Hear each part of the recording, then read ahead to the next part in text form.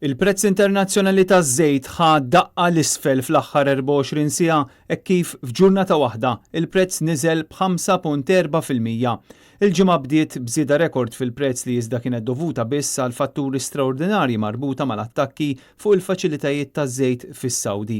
L-għada, is-sitwazzjoni malajr bdiet tirritorna lura għal prezzijiet fil-parametri ta' kif kienu fl-aħħar xhur. Dan kollu jwaqqa l-propaganda kollha illi mbotta l-Prim Ministru Muscat anke bl-użu ta' xandir nazzjonali meta prova jagħti impressjoni li l-prezz taż-żejt qed jibda tiela.